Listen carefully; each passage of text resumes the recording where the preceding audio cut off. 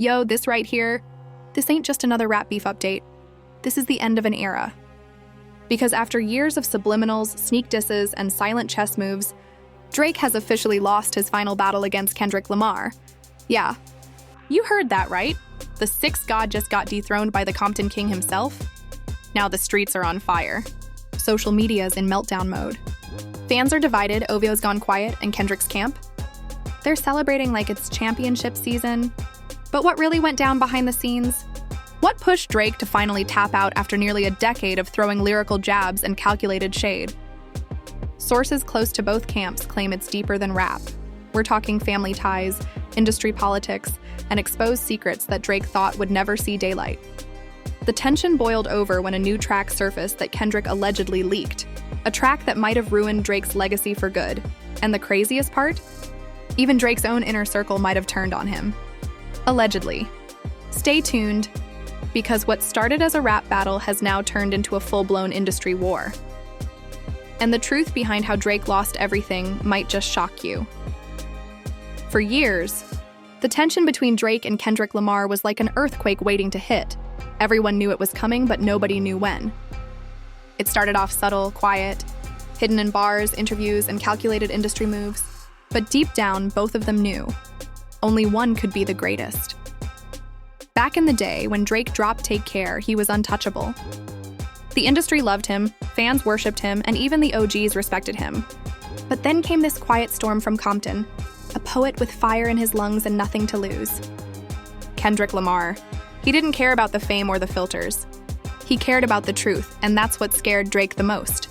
Their friendship started off cool. They laughed, shared stages, and toasted to success. But things changed after the Control verse dropped, the one that flipped the whole rap game upside down.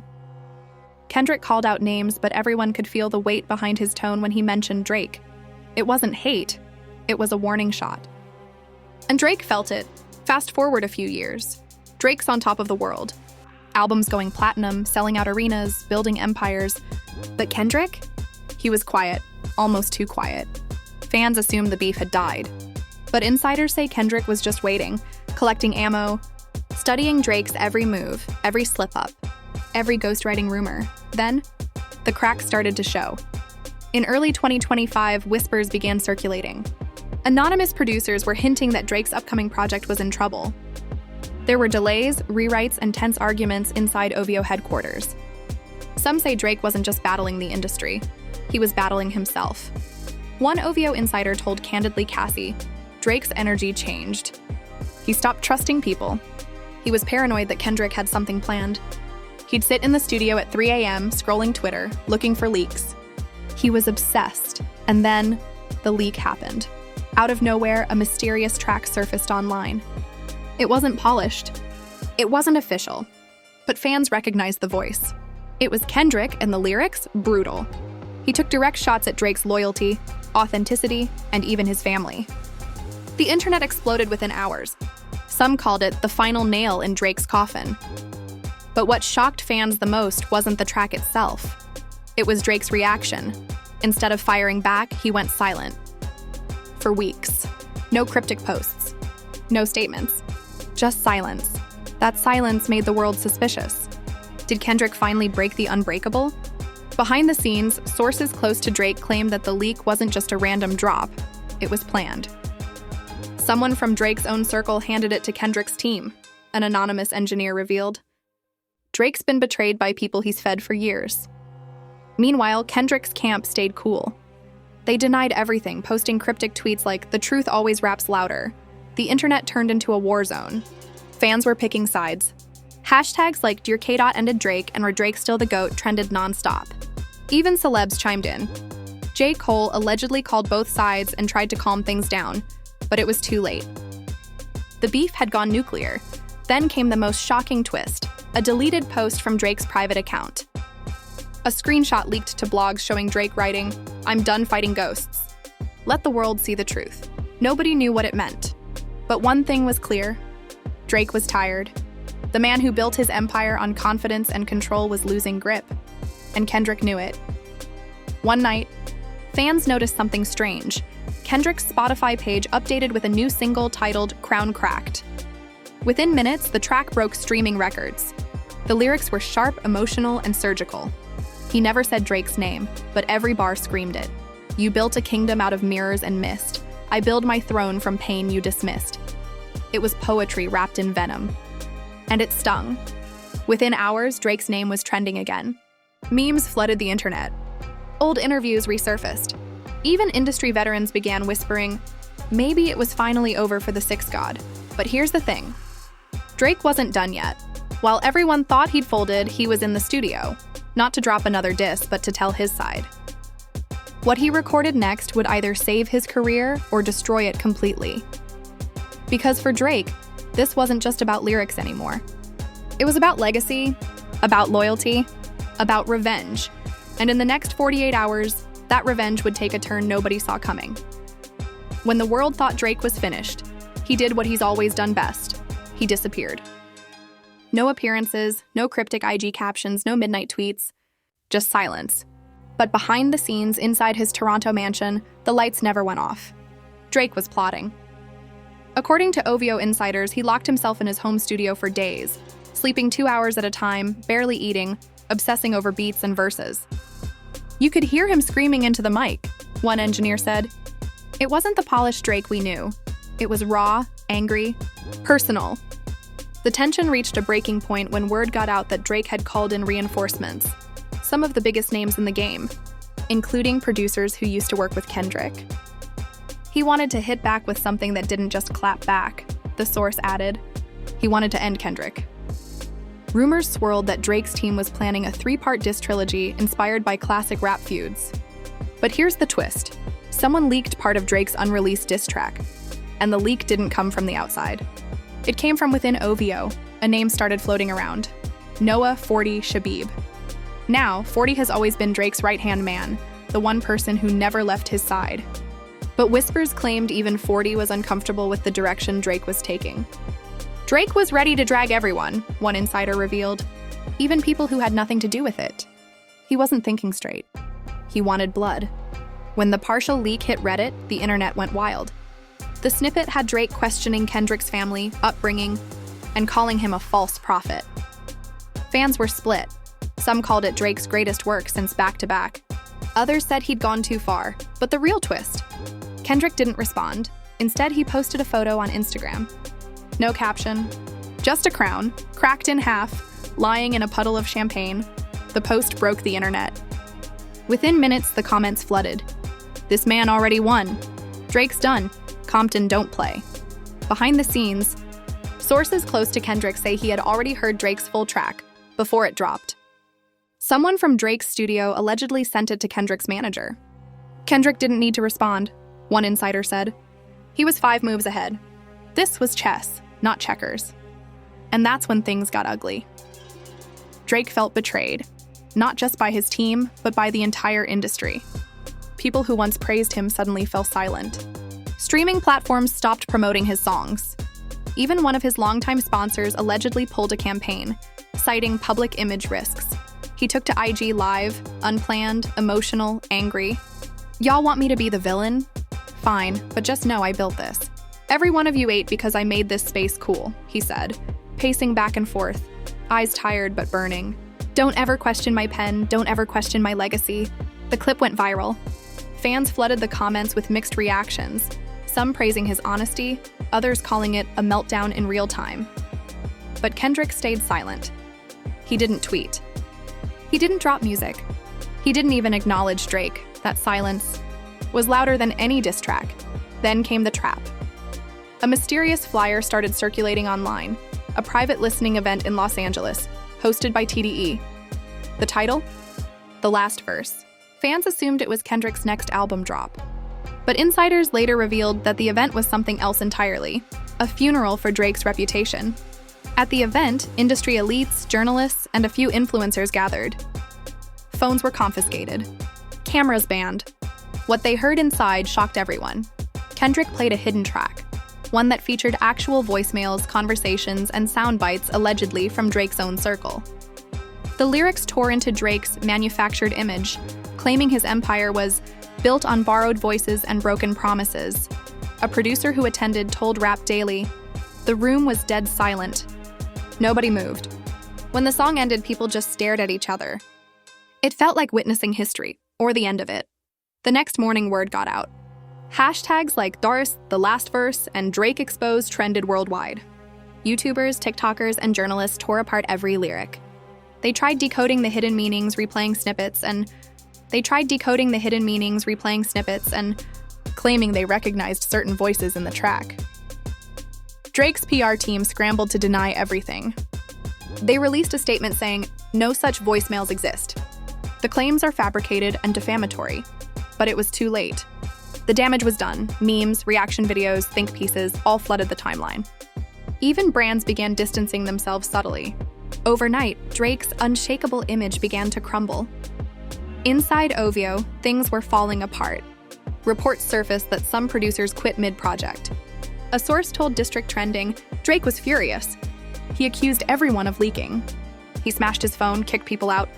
He felt trapped, like the walls were closing in. At the same time, Kendrick was seen smiling, attending a charity event in Compton, unbothered. When a journalist asked if he had any message for Drake, Kendrick simply said, "We all write our own endings." That clip went viral instantly. For the first time, people started saying it out loud. Kendrick won. But while fans celebrated, Drake was preparing his final card. Something that could flip the story completely. A former TDE intern, a young woman who allegedly worked close to Kendrick's camp, suddenly surfaced online, claiming she had audio proof that the last verse included doctored recordings. "They mixed real and fake clips to make Drake look bad," she said in a now-deleted post. Within hours, Drake's team jumped on it. They contacted her, offering protection and a platform to speak out. Rumors flew that she was going to sit down for a tell-all interview, with none other than DJ Academics. Fans went crazy. The hype was unreal. "Drake about to clap back with receipts," people tweeted. "This is about to get messy." But then, just a day before the interview was set to drop, the girl vanished. Social media deleted. Number disconnected. Gone. No one could find her. And just like that, the hope of Drake clearing his name vanished too. Now the whispers started turning dark. People began speculating that the industry itself was protecting Kendrick, that certain powerful figures didn't want Drake to win this one. Some said the interview was silenced. Others claimed Drake pulled it himself to avoid more fallout. But the truth? Nobody really knew. What was clear, though, was this. The tides had turned. For the first time in his career, Drake wasn't in control. The man who always played the media, who always stayed 2 steps ahead, was now the story himself. And Kendrick? He just watched it all unfold quietly, calmly, with the same smirk he wore back in 2013 when he said on Control, "I got love for you, but I'm trying to murder you." Only this time he did. And the next move Drake made would decide if this was a comeback story or the final chapter. The air around Drake's empire had shifted. What used to feel untouchable now felt fragile, like a glass house cracking under the weight of too many secrets. The Toronto mansion that once buzzed with energy and late-night sessions had gone quiet. Security doubled, staff whispered, and even longtime friends kept their distance. People close to Drake said he wasn't himself anymore. He stopped showing up at meetings, stopped answering calls, one OVO executive shared anonymously. He'd just sit in the studio, scrolling through old DMs and voice notes. It was like he was looking for proof that people ever really had his back. Then came the headline that nobody expected. Drake under investigation for industry sabotage. Apparently, a few of the leaks that had hit earlier, the ones exposing rival artists' private tracks and studio snippets, were traced back to anonymous sources linked to an OVO IP address. Drake denied everything, but that didn't stop the headlines. It was the kind of story the media loves, a superstar finally falling. Even the blogs that once defended him turned on him. Rap Daily ran with the headline, "The King Has Fallen." Say Cheese TV posted a clip with the caption, "Drake's silence says more than words ever could." And fans? They were confused. One side still rode for him, flooding social media with messages like, "They're trying to destroy Drake because he's too powerful." The other side started quoting Kendrick's lyrics like scripture. When the crown cracks, truth spills out. It wasn't just a rap beef anymore. It had become an industry narrative. Inside closed doors, Executives whispered about blacklisting, label feuds, and secret meetings. A leaked email thread between a major streaming platform and a PR agency suggested that Drake's upcoming album might not be prioritized on featured playlists due to ongoing controversy. Translation, they were freezing him. Out, the move was subtle but brutal. Without playlisting, Drake's singles started charting lower. For the first time in a decade, he didn't have a song in the top 10. To the world, it looked like Kendrick's victory wasn't just lyrical. It was systemic. And then the real heartbreak hit. According to insiders, Drake's mother, who had always been his emotional anchor, called him one night in tears. She told him, "You don't have to fight the whole world, Aubrey. Sometimes silence is power," a friend revealed. He broke down. She hadn't seen him cry like that since his early days. That moment reportedly changed everything. Drake stopped fighting. He stopped calling his lawyers, stopped reaching out to collaborators, and told his team to let it burn. But just when fans thought he'd gone ghost for good, a new video appeared. It wasn't on YouTube. It wasn't on Instagram. It was on a mysterious website that fans traced back to OVO's old domain. The title read, "The Story They Didn't Want You to Hear." The video opened with Drake sitting in a dark room, hoodie up, eyes tired. No background music, no edits. Just raw confession. "I made mistakes," he said, voice calm but cracking. "I trusted people who sold me out. I let success blind me to what really matters. But if they think they can erase me, they forgot who built this stage." Then his tone shifted. Colder, sharper. "I see the industry. I see how they play favorites. I see the same people who called me family now preying on my downfall. I see it all." He paused, looked straight into the camera. "This isn't a beef anymore. This is war." The clip lasted just under 3 minutes. But those 3 minutes set the internet on fire. Fans dissected every word, every glare, every pause. Some said Drake looked broken. Others said he looked dangerous, like a man who had nothing left to lose. But Kendrick's response? Once again, silence. He didn't post. He didn't speak. But 3 days later, something strange happened. During a live performance at a private event in New York, Kendrick freestyled an unreleased verse, and the crowd lost it. They say silence is weakness, but I call it peace when kings cry on camera. I write eulogies, the crowd screamed. Someone filmed it and leaked it online within minutes. The clip hit 10 million views in a day. Drake's fans were furious. "He's mocking him," they tweeted. "This man has no mercy." Meanwhile, industry insiders began saying what everyone was afraid to admit. Drake wasn't just losing a rap battle. He was losing his grip on power. One longtime label exec told District Trending, Drake was the algorithm. If he posted, the world listened. If he dropped, everything stopped. But Kendrick found a way to expose the machine behind it, and when people saw the cracks, they stopped worshiping. Drake's camp knew this wasn't about music anymore. It was about narrative control. So he did something no one expected. He flew to LA, alone. Reportedly to meet with Kendrick face to face. That meeting, according to multiple sources, did happen. It was inside a private recording studio. Neutral ground, no cameras, no entourage. The two men sat across from each other for nearly 2 hours. What they said, nobody knows for sure. But one engineer who claimed to overhear fragments said it was emotional. Kendrick told him, "It was never about you.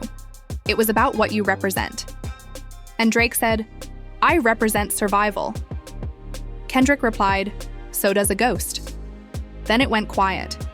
They shook hands. No beef squashed, no apology given, just an understanding. When Drake walked out, witnesses said he looked lighter, almost peaceful. But that peace didn't last. The next morning, TMZ broke the story. Drake's label reportedly considering shelving his album indefinitely. Apparently, internal pressure from executives and public backlash made the label nervous. They didn't want to risk the controversy tanking profits. Drake's reaction? He laughed. "Let them shelve it," he told his team. "I'll drop it myself." And that's exactly what he did. At midnight, without warning, a new project hit streaming platforms under the title Closure. The cover art? A cracked OVO owl, wings folded. The lyrics were haunting, vulnerable, bitter, yet calm. In one track he rapped, "Lost the battle but found my soul, the crown's heavy but the truth's gold. They tried to end me but the pen's still cold." Fans flooded the internet. Some said it was Drake's best work in years, raw and honest. Others called it a final goodbye. But the final verse of the album's closing track, "Echoes in silence, changed everything. If peace means losing, then I'll lose again. But they can't bury what I built with pain." The song faded out with the sound of a heartbeat. Slow, steady, defiant. It was more than a song. It was a statement, and for the first time in months, the internet didn't laugh, didn't mock, didn't meme, they just listened. But what nobody knew then was that Kendrick wasn't done either. Because while Drake was rebuilding, Kendrick was about to drop something that would send shockwaves through the culture. Again. For a brief moment, it looked like Drake had found peace. Closure was streaming well, critics called it mature, and fans started to rally behind him again. The sympathy wave was strong. People love a redemption story. It was strong. People love a redemption story. And for the first time in months, it seemed like Drake was back in control of his own narrative. But in the world of hip-hop, peace never lasts long, especially not when Kendrick Lamar is involved. Just 2 weeks after Closure dropped, TDE started teasing something cryptic on social media, a black and white photo of an hourglass. No caption, no hashtags, just the image. The next day, another one, this time the sand almost empty. By the third post, the words appeared, "The end is near." Fans went insane. The internet exploded with theories. Some said Kendrick was about to announce his retirement. Others believed it was a joint album. But those who'd been following the Drake saga knew this was personal, and they were right.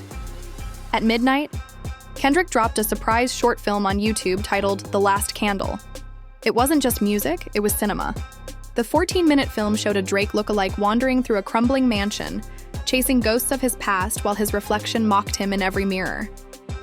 The storytelling was brutal, symbolic, layered, and unmistakably aimed at Drake. Halfway through the video, Kendrick appeared in silhouette, reciting spoken word bars that hit like daggers. "You crowned yourself king, but never faced the storm. The throne ain't earned through streams, it's earned through scars." The visuals ended with the mansion collapsing as the Drake lookalike disappeared in smoke, replaced by Kendrick standing under a flickering crown. The last line echoed, "Light fades, but legacy remains." The video trended #1 worldwide in less than 2 hours. Twitter turned into a digital war zone. Memes, reactions, and think pieces flooded timelines. The Last Candle, Kendrick One, and Drake Silenced were everywhere. Even celebrities joined the conversation. Jay-Z liked a post referencing Kendrick's lyric, "Earned through scars." J. Cole reposted the video with the caption, "Art over ego." Rihanna dropped a cryptic story of a candle burning out with the caption, "Timing is everything." Fans couldn't believe it. The timing, the symbolism, the shade. It was all too perfect, and Drake? He was silent. Again. But this time, insiders say it wasn't strategy. It was shock. A close friend revealed to Candidly Cassie, Drake was hurt. Not because of the art, he respected that, but because it felt like everyone had already decided he lost. People he helped come up with, producers he gave chances to, even old friends, all gone. The betrayal hit deeper than the bars. Then came the next twist, Kendrick's final move. Just a week after The Last Candle dropped, Kendrick announced a one-night-only live event in Los Angeles called The Verdict. Tickets sold out in minutes. Fans camped outside the venue, camera crews everywhere. Nobody knew what was coming, but everyone knew it would be unforgettable. The show opened with a live orchestra, visuals from The Last Candle playing in the background. Kendrick walked out dressed in all white, calm, collected, almost preacher-like. He spoke to the crowd. "We talk about kings like they live forever, but real kings know when to step down." Then the beat dropped. A new song, unreleased, unheard, titled "The Throne's Empty." The track wasn't a diss. It was a eulogy. A requiem for ego, for fame, for the rap game's obsession with dominance. But within the metaphors, every fan could hear it. He was talking about Drake, and then the last verse changed everything. "You gave us melody, you gave us pain, but your crown cracked under your own name." No hate, no malice, no shame, just a torch passed in flame. The crowd erupted. People cried, shouted, recorded, streamed. It wasn't violent. It wasn't petty. It was final. Even Drake's diehard fans had to admit, Kendrick just closed the book. Back in Toronto, sources say Drake watched the live stream alone. When the final verse ended, he turned off the TV, stood up, and simply said, he did it. His manager tried to convince him to respond, to drop one last track, one last verse, something. But Drake refused. You can't fight poetry with noise, he said. Days later, he posted a single photo to Instagram, a burning candle on a piano, captioned, "Thank you for listening. No hashtags." No statements. No drama. The post became his most liked photo in years. Fans flooded the comments with broken hearts, prayer hands, and the same words over and over. Respect. For many, that was the end. But insiders say there was one last conversation that the public never saw. One final twist. A week after the verdict, Kendrick was spotted at a private charity dinner in Malibu. Witnesses claim Drake showed up unexpectedly. No entourage. No cameras. Just him. They shook hands. No beef, no bad blood. Kendrick reportedly told him, "History needed this." "We both did." Drake nodded, replying quietly, "Then let history remember both of us." And that was it. Two titans, finally at peace. A few months later, the Grammys made it official. The Last Candle won Best Short Music Film. Drake's Closure received a nomination for Best Rap Album, but lost. Fans didn't riot. They clapped. Because by then, the narrative wasn't about who won or lost. It was about how both men pushed hip-hop into a new era. Still, the internet never forgets. Every few weeks, the debate reignites. Who really won, Drake or Kendrick? Some say Drake lost the battle but won the respect. Others say Kendrick buried him completely. But one thing's for sure. This wasn't just another rap beef. It was a cultural moment. The kind that reminded everyone why hip-hop isn't just music. It's legacy. Pride and pain stitched into rhythm. And for all the chaos, betrayal, and heartbreak, Drake finally learned the hardest truth. Sometimes losing everything is what sets you free, and just like that, the greatest rap rivalry of this generation reached its final note. Drake, the sixth god, the hitmaker, the master of melody, walked away without the crown but with something heavier: peace. Kendrick, the poet, the prophet, the quiet storm, didn't just win a battle. He rewrote what victory even means in hip-hop. When you zoom out, it feels bigger than music.